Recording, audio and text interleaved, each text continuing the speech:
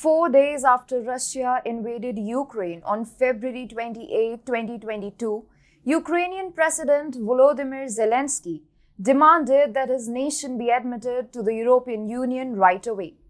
Even while all 27 EU members have openly approved Ukraine's candidate status, big powers like Germany are scared of Ukraine becoming a member of the EU. Wondering why major power like Germany is hesitant about Ukraine's membership? Stay tuned till the end. Hello and welcome to TFI Global, the foreign affairs and geopolitical analysis arm of the TFI Media Group. I'm your host Vedika, and if you haven't subscribed to the TFI Global channel yet, hit the subscribe button and press the bell icon to receive all the latest updates. Since the onset of the war, Germany has been supporting Ukraine in the war against Russia.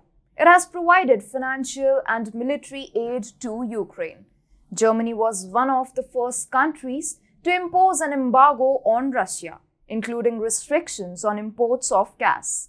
It also suspended the newly built Nord Stream 2 pipeline project, which was supposed to bring gas from Russia.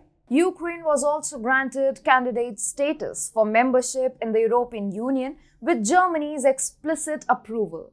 But it appears that Germany is now contemplating its decision to back Ukraine's EU membership.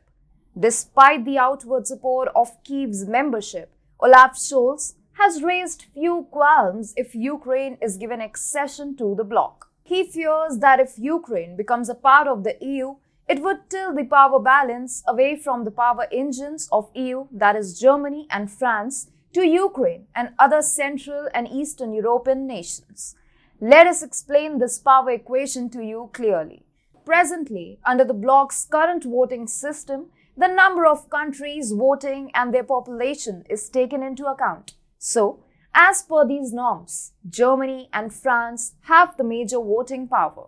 Therefore, once Ukraine gets accession to the EU, Kyiv would have 9% of the EU's total powers. Mind it, 9%. Additionally, the combination of these forces with Poland, a close ally of Ukraine, would make the group more potent than Germany. In addition to this, Central and Eastern European allies would also easily give the bloc a majority that is more potent than the traditional Franco-German power base. Dr. Nikolai von Ondarza of the German Institute for International and Security Affairs said, this would shift the balance of power within the EU further away from Germany and France, more towards Central and Eastern Europe, where the countries, together with the Nordics for the first time, would become a more sizable bloc in terms of voting power.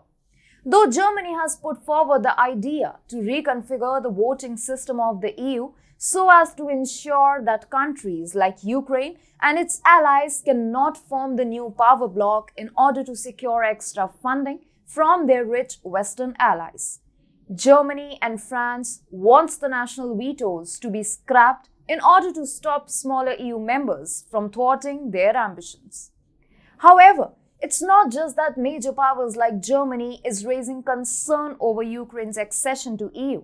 Even the small countries like Portugal and the Czech Republic have questioned whether Ukraine should be welcomed into the bloc, given the state of its economy. According to pre-war calculations, if Ukraine joined, the economy would be the weakest in the entire EU. Countries like Portugal and the Czech Republic would be forced to pay more into the EU budget than they would get back in the funds as a result, making them a net contributor for the first time. The Ukrainian president emphasized, however, that Kyiv would not consciously attempt to forge a new power bloc within the EU in an effort to tip the scales in favor of Eastern and Central Europe. He gave the member nations of the Union assurances that it wouldn't abuse its authority. However, Zelensky cannot be trusted given his lust for power. And after Ukraine is admitted to the EU, he will undoubtedly pose a threat by forging his own power bloc.